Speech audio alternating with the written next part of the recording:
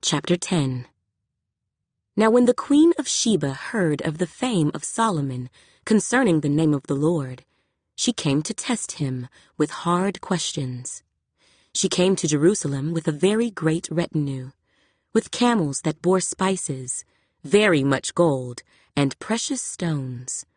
And when she came to Solomon, she spoke with him about all that was in her heart. So Solomon answered all her questions. There was nothing so difficult for the king that he could not explain it to her. And when the Queen of Sheba had seen all the wisdom of Solomon, the house that he had built, the food on his table, the seating of his servants, the service of his waiters and their apparel, his cupbearers, and his entryway by which he went up to the house of the Lord, there was no more spirit in her. Then she said to the king, "It was a true report which I heard in my own land about your words and your wisdom.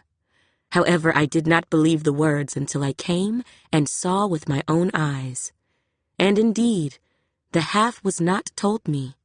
Your wisdom and prosperity exceed the fame of which I heard.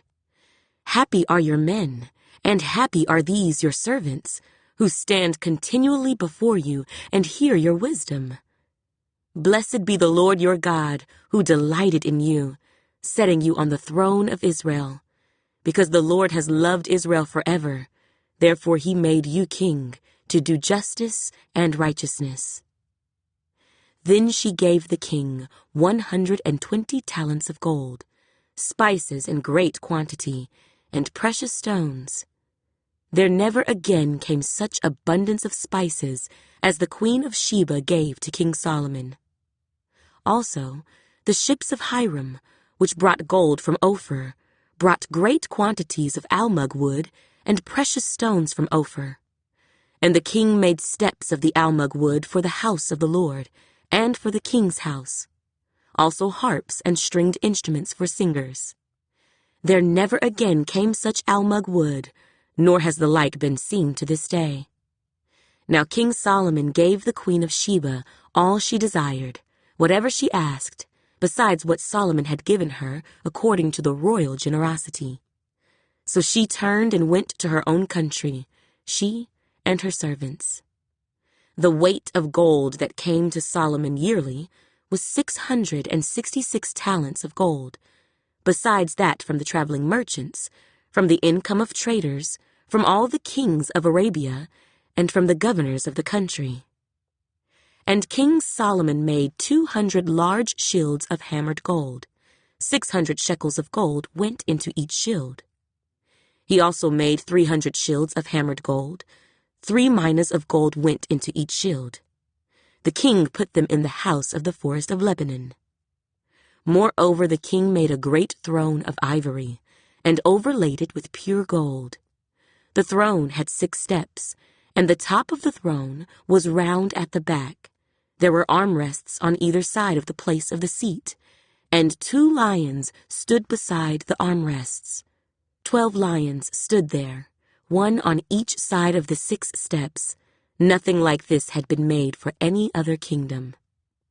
All King Solomon's drinking vessels were gold, and all the vessels of the house of the forest of Lebanon were pure gold.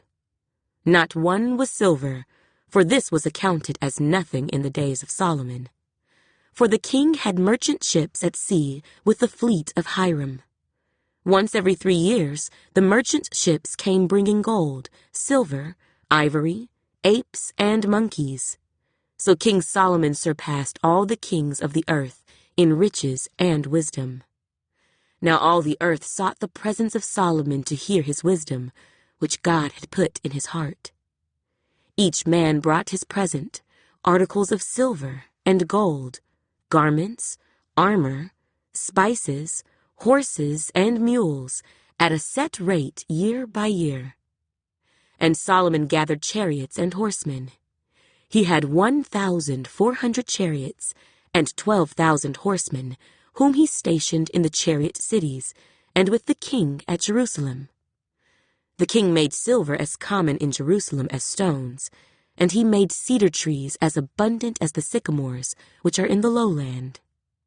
Also Solomon had horses imported from Egypt and Kiva. The king's merchants bought them in Kiva at the current price. Now a chariot that was imported from Egypt cost 600 shekels of silver, and a horse 150. And thus, through their agents, they exported them to all the kings of the Hittites and the kings of Syria.